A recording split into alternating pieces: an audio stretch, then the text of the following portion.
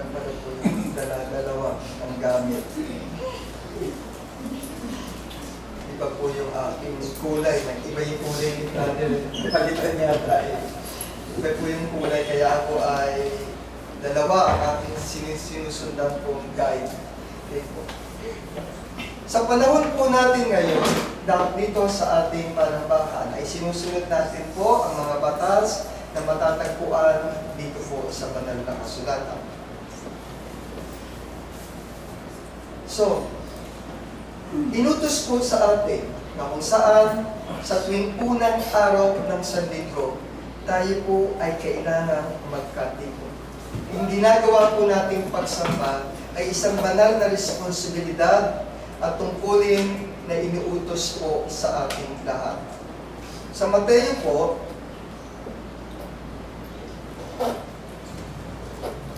Mateo 18:20, dito po sinasabi, sapagkat kung saan nagkakatipon ang 2 o 3 sa ating pangalan, ay naroon ako sa gitna. Ang dami po natin dito. Kaya ako nakakasiguro na ang Panginoon ay nasa atin po kalagitnaan. Sa atin pong pagtitipon-tipon, itinuturo po sa banal na kasulatan kung ano ang mga dapat na practicein o mga dapat na gawin ng bawat isa sa kanila pong pagsamba sa Panginoon.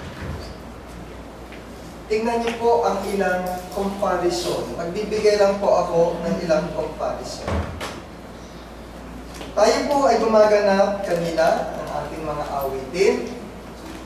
Nagkaroon tayo ng panalangin. Magkakaroon po tayo mamaya ang tinatawag nating dulang ng Panginoon o yung tinatawag nating Lord's Supper.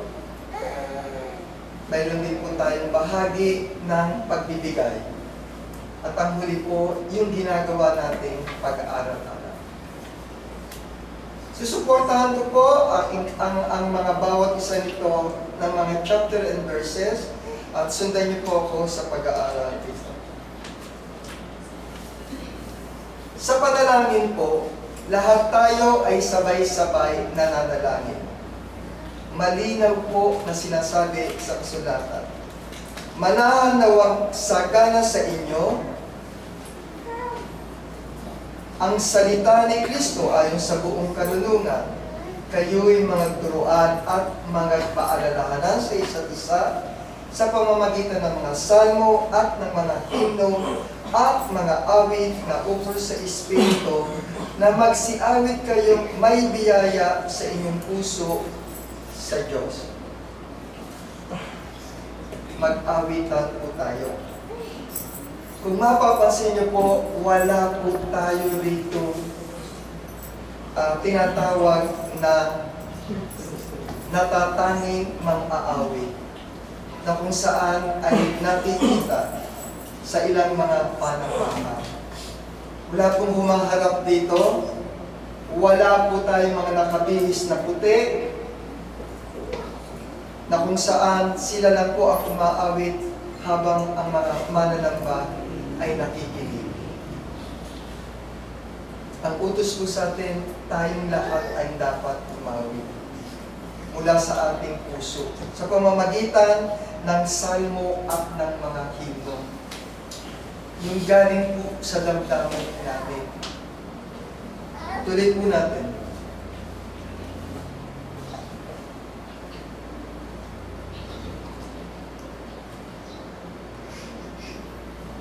Sa unang Korinto po, 14:26, dito po maliwanag na sinasabi, ano nga ito mga kapatid?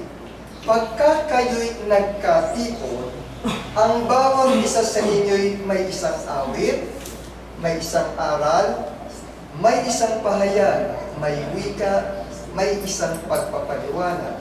Gawin ninyo ang lahat ng mga bagay sa ikatitibay. Ginagawa po ba natin ito sa ating panambahan? May isang awit. Ibig sabihin po, isa tayong buong umaawit. Hindi po sinabing may isang aawit lamang.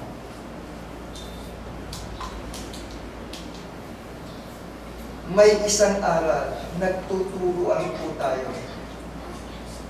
Nagpapaliwanagan po tayo at nagbabahagi po tayo ng mga salita ng Panginoon